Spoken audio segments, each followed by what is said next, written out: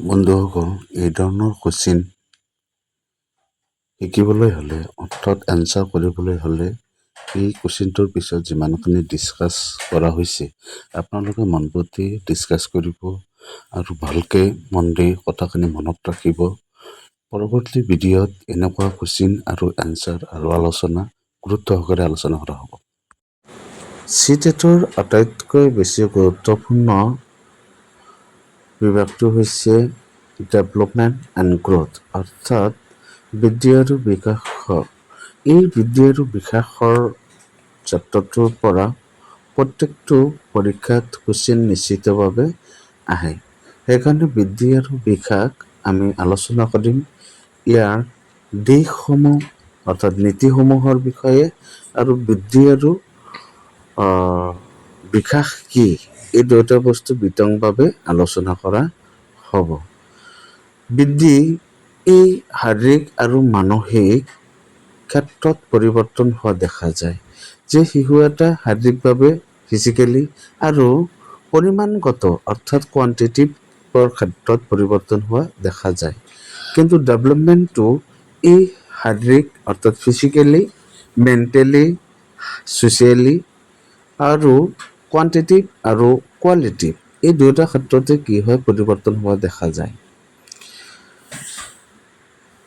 বৃদ্ধি এক সঠিক জোখত আমি জুখিব পাৰোঁ, যেনে শিশু বা বাচ্চা এটাৰ ওজন কিমান হৈছে বা উচ্চতা কিমান, এই ক্ষেত্ৰত আমি বৃদ্ধি সঠিক পৰিমাপত বা মিজাৰত আমি জুখিব পাৰোঁ। কিন্তু ডেভেলপমেণ্ট বা বিকাশ আমি পোনপটীয়াকৈ জুখিব নোৱাৰোঁ, কিন্তু কেৱল ইয়াৰ আচৰণৰ দ্বাৰাহে আমি নিৰীক্ষণ কৰিব পাৰোঁ শিশুটিৰ সেই কোৱান্টিটিভ গ্ৰথ অৰ্থাৎ বৃদ্ধি এক নিৰ্দিষ্ট বয়সলৈকে অৰ্থাৎ বাচ্চা এটা বা শিশু এটা মেচিউৰ হোৱালৈকে বৃদ্ধি বন্ধ হৈ পৰে বা বন্ধ হৈ যায়। কিন্তু ডেভেলপমেণ্ট বা বিকাশটো ই জন্মৰ পূৰ্বৰ পৰা মৃত্যুলৈকে চলি থকা এক নিৰন্তৰ প্ৰক্ৰিয়া, অৰ্থাৎ অন টু ডু। বিকাশৰ নীতি প্ৰিন্সিপল অফ ডেভেলপমেণ্ট ডাইৰেকশ্যন, যে চেফাল'ক্লডাল প্ৰিন্সিপল শিৰ বা পদাভিমুখী নীতি, অৰ্থাৎ এই বিকাশটো শিশুৰ সদায় মূৰৰ পৰা ভৰিৰ তললৈকে ধাবিত হয়। অৰ্থাৎ প্ৰথমে শিশু এটিয়ে বহিবলৈ নিজকে নিয়ন্ত্ৰণ কৰিবলৈ মুডটো ঠিক কৰে, তাৰপিছত সিহঁত বহিবলৈ তাৰপিছত বাকী তেওঁৰ পাৰ্টসমূহ বডিৰ পাৰ্টসমূহ নিয়ন্ত্ৰণ কৰি, অৰ্থাৎ এই চেফাল'ক্লডাল প্ৰিন্সিপলটো সদায় শিশু বা বাচ্চাৰ মূৰৰ পৰা তললৈকে ধাবিত হয় বা বিকাশ হয়। ২ নম্বৰটো হৈছে প্ৰক্সিমাল প্ৰিন্সিপল, অৰ্থাৎ এইটো শিশুৰ কেন্দ্ৰ অংশৰ পৰা বা মেৰুদণ্ডৰ পৰা আৰম্ভ হৈ ক্ৰমান্বয়ে বাহিৰৰ অংশলৈ, অৰ্থাৎ শিশু এটা প্ৰথমে হাত, ভৰি আৰু আঙুলি বিয়পি পৰে, অৰ্থাৎ মাজৰ পৰা অৰ্থাৎ কেন্দ্ৰভাগৰ পৰা মূৰলৈকে অৰ্থাৎ শেষলৈকে যেতিয়া হয় হাত, ভৰি আৰু আঙুলি বিয়পি পৰে। এই ক্ষেত্ৰত বিকাশসমূহ প্ৰক্সিমেডিষ্টেল প্ৰিন্সিপল বুলি কোৱা হয়। চিটেট পৰীক্ষাৰ বাবে আন এটা গুৰুত্বপূৰ্ণ পাঠ হৈছে CDBৰ inclusive education and learning disabilities. ইয়াৰ পৰা কুৱেশ্যন আহিয়ে থাকে।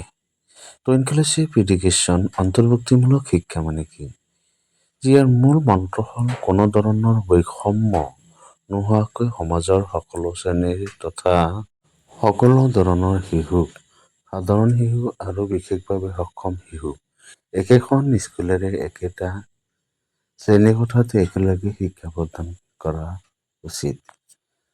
যদি এনেকুৱা ধৰণৰ কৰা নহয়, তেনেহ'লে শাৰীৰিকভাৱে বা ফিজিকেলি ডিজেবিলিটি শিশুটিয়ে মানসিকভাৱে আঘাত পাব, সেইকাৰণে আৰু তেওঁৰ অৰ্থাৎ শিকনৰ ক্ষেত্ৰত বহুত সমস্যা দেখা দিব।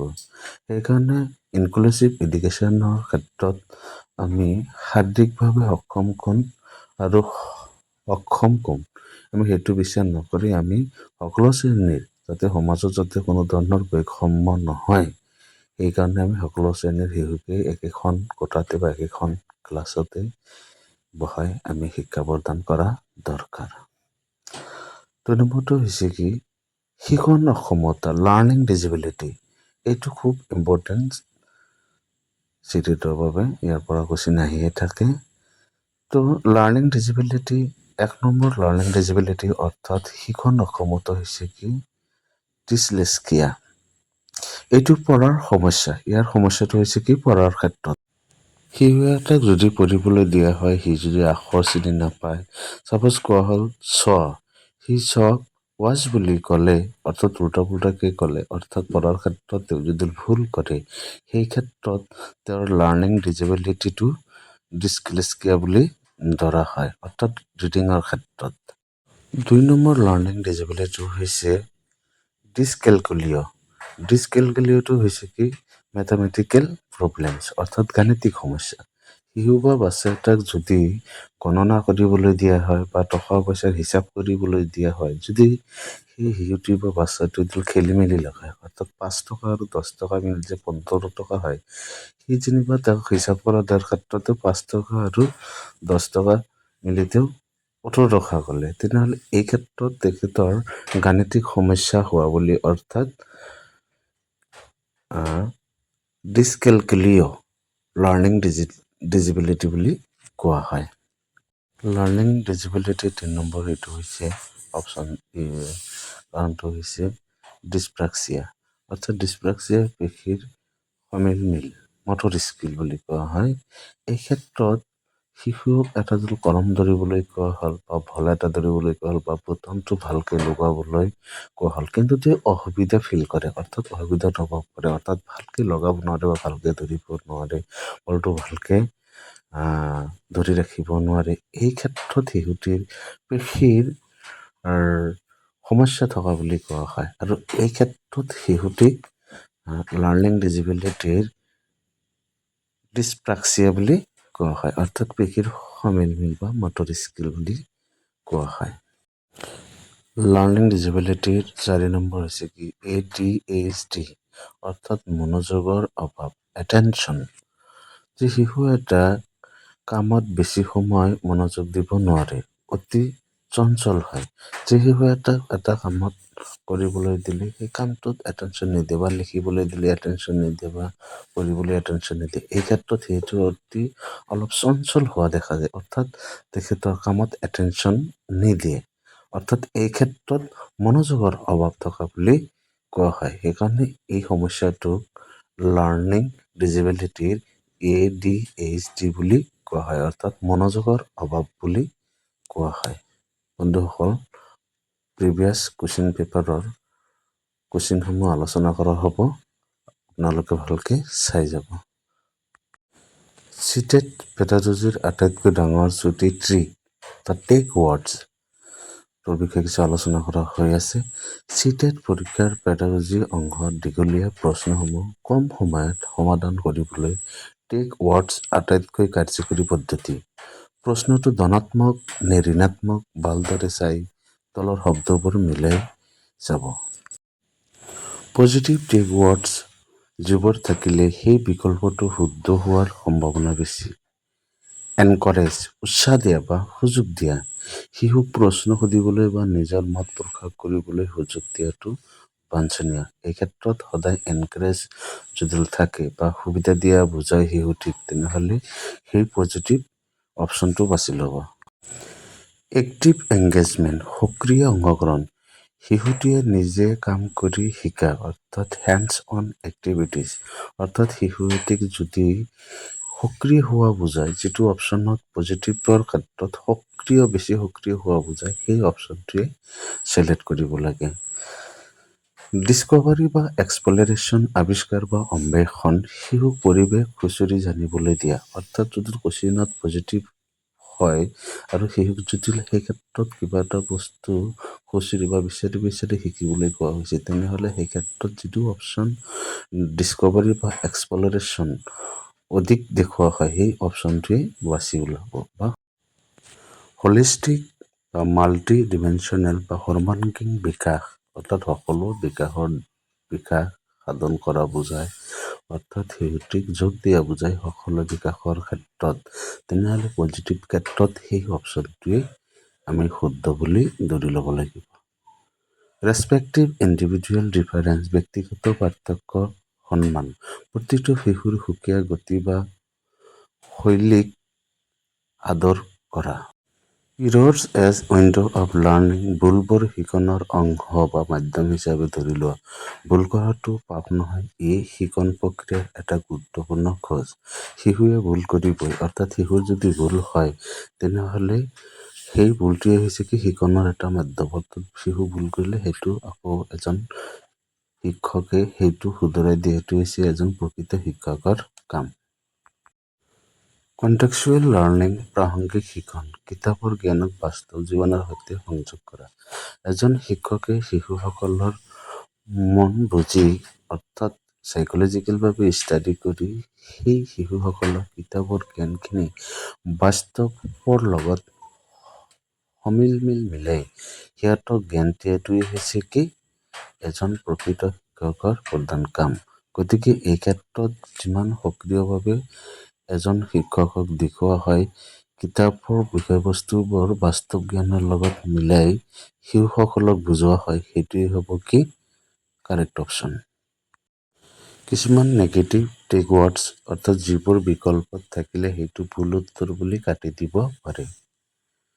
ৰিম'ট মেম'ৰাইজেশ্যন, ৰিকল, মুখস্থ কৰা বা ঘোষা মৰা, অৰ্থহীনভাৱে মুখস্থ কৰা সদায়ে বৰ্জন কৰা দৰকাৰ। অৰ্থাৎ শিশুসকলক কেতিয়াও মুখস্থ বিদ্যা আৰু ৰিকল হিচাপে সিহঁতক ব্যৱহাৰ কৰিব নালাগে। সিহঁতক বিষয়বস্তু সদায় ডিটেইলছ অৰ্থাৎ সিহঁতক পাঠত থকা যিকোনো বিষয়বস্তু সেইখিনি বাস্তৱিক জ্ঞান এজন শিক্ষকে দিয়া দৰকাৰ। এজন শিক্ষকে কেতিয়াও সেইটো মুখস্থ কৰিবলৈ দিয়া বা ৰিকল কৰাটো উচিত নহয়। এনেকুৱা অপশ্যন থাকিলে সেইটো টেগটো কাটি দিব পাৰে। অনলি বা মেয়াৰলি বা চলিডলি, কেৱল ৱাৰ্ডসমূহ থাকিলে, কেৱল পাঠ্যপুথি, কেৱল নম্বৰ পাবলৈ পঢ়া আদি নেতিবাচক। কেৱল এজন শিক্ষকে এজন ছাত্ৰ ছাত্ৰীক পঢ়িবলৈ দিয়ে বা পাঠ্যপুথি মুখস্থ কৰিবলৈ দিয়ে, নম্বৰ পাবলৈ শিকাই হয়, এই ক্ষেত্ৰত এইবিলাক হৈছে একোটা নেগেটিভ কিৱৰ্ড অৰ্থাৎ টেগৱৰ্ড। এইসমূহ থাকিলে সেই অপশ্যনটো আপোনালোকে কাটি দিব পাৰে। পানিছ, ফিয়াৰ, বাৰ্ডেন, শাস্তি, ভয় আৰু বোজা। শিশুক কোনো ধৰণৰ চাপ বা ভয় দেখুৱাব নোৱাৰি। শিশুসকলক কেতিয়াও ভয় বা চাপ দি সিহঁতক শিক্ষা প্ৰদান কৰা এজন শিক্ষকৰ বাবে দৰকাৰী কাম নহয়। এজন শিশুক মন বুজি অৰ্থাৎ সিহঁতৰ চাইকলজিকেলভাৱে মনটো ষ্টাডি কৰি সিহঁতক কিতাপৰ বাস্তৱিক জ্ঞান দিয়াটো এজন প্ৰকৃত শিক্ষকৰ কাম। কেতিয়াও এজন শিশুক মাৰ দিয়াৰ ভয়ত বা সিহঁতক পানিছমেণ্ট দিয়াৰ ভয়ত কেতিয়াও ভয় দেখুৱাই সিহঁতক লিখা পঢ়া বা শিকোৱা উচিত নহয়। এনেকুৱা ৱাৰ্ড থাকিলে সেইটো আপোনালোকে কাটি দিব পাৰিব। জেণ্ডাৰ ষ্টেৰিঅটাইপিং, লিংগ বৈষম্য, ল'ৰা অংকত চোকা, ছোৱালী ঘৰুৱা কামত ভাল, এনে বিকল্প একেবাৰে ভুল। এনেকুৱা ধৰণৰ বিকল্প থাকিলে সেইটো কাটি দিব। যদি দেখুওৱা হৈছে ল'ৰা কামত খুব পাৰ্গত এটা কামত, কিন্তু ছোৱালী বেলেগ এটা কামত পাৰ্গত, এনেকুৱা যদি বৈষম্য দেখুওৱা হয় তেনেহ'লে মনত কৰিব যে সেইটো নেগেটিভ ৱৰ্ড, সেইটো আপোনালোকে কাটি দিব পাৰিব। সেইটো কেতিয়াও শুদ্ধ হ'ব নোৱাৰে। এডুকেশ্যনৰ ক্ষেত্ৰত লিংগ বৈষম্য কেতিয়াও একচেপ্ট কৰা নহয়। লেবেলিং, ছেগ্ৰিগেটিং, চিহ্নিত কৰা বা পৃথক কৰা, চোকা বা পিছপৰা ছাত্ৰক শ্ৰেণী বিভাজন কৰা বা সুকীয়া কৰি এজন শিক্ষকে পাঠদান দিয়া বা শিকোৱাৰ ক্ষেত্ৰত এনেকুৱা অপশ্যন যদি থাকে তেনেহ'লে আপোনালোকে সেইটো কাটি দিব পাৰিব। এজন শিক্ষকে কেতিয়াও ক্লাছত ছাত্ৰ ছাত্ৰীসকলৰ মাজত বৈষম্য সৃষ্টি কৰি ই চোকা নহয় এনেকুৱা শ্ৰেণী বিভাজন নকৰি এজন শিক্ষকে কেতিয়াও শিক্ষা দিব নালাগে। যদি এনেকুৱা অপশ্যন থাকে সেইটো আপোনালোকে কাটি দিব পাৰিব। এইটো নেগেটিভ টেগৱৰ্ড। যদি টিচাৰ চেণ্ট্ৰিক বা টেক্সটবুক চেণ্ট্ৰিক অপশ্যন থাকে বা শিক্ষা কেতিয়াও শিক্ষক বা কিতাপ কেন্দ্ৰিক হ'ব নোৱাৰি। ই সদায় শিশুকেন্দ্ৰিক চেল্ফ চেণ্ট্ৰেড হ'ব লাগিব। যদি এনেকুৱা টিচাৰ চেণ্ট্ৰিক বা টেক্সট চেণ্ট্ৰিক থাকে তেনেহ'লে সেই অপশ্যনটো কাটি দিব। এই অপশ্যনটো কেতিয়াও শুদ্ধ হ'ব নোৱাৰে। এইটো আপোনালোকে মনত ৰাখিব। ইগনৰ অৱহেলা কৰা ছাত্ৰ ছাত্ৰীৰ প্ৰশ্ন বা তেওঁলোকৰ আৱেগক শিক্ষকজনে গুৰুত্ব নিদিয়াটো ভুল। এনেকুৱা যদি ইগনৰ অপশ্যন থাকে তেনেহ'লে সেইটো আপোনালোকে কাটি দিব পাৰে। তেনেকুৱা অপশ্যন কেতিয়াও শুদ্ধ হ'ব নোৱাৰে। সদায় ছাত্ৰ ছাত্ৰীসকলৰ আৱেগ অনুভূতি এজন শিক্ষকে বুজাটো দৰকাৰ। কোনো ছাত্ৰ ছাত্ৰীয়ে যদি শিক্ষকক প্ৰশ্ন কৰে তেনেহ'লে সেই প্ৰশ্নটো ভালকে বিষয়বস্তুৰ লগত মিলাই এনচাৰ দিয়াটো এজন শিক্ষকৰ দায়িত্ব। প্ৰশ্ন সমাধানৰ 4টা সোণালী নিয়ম গল্ডেন ৰুলছ ফৰ এক্সাম। পৰীক্ষাৰ হলত যেতিয়া আপুনি শুদ্ধ বিকল্প বাছনি কৰিবলৈ কঠিন পাব তেতিয়া এই 4টা নিয়ম প্ৰয়োগ কৰিব। Child is always right. শিশু সদায় শুদ্ধ। মনত ৰাখিব যে শিক্ষণ ব্যৱস্থা বা ছিষ্টেমটো পাঠ্যপুথি বা শিক্ষক ভুল হ'ব পাৰে কিন্তু শিশু কেতিয়াও ভুল হ'ব নোৱাৰে। গতিকে যিটো বিকল্পই শিশুটিক সুৰক্ষা দিয়ে বা সমৰ্থন কৰে সেইটোৱে শুদ্ধ উত্তৰ হ'ব।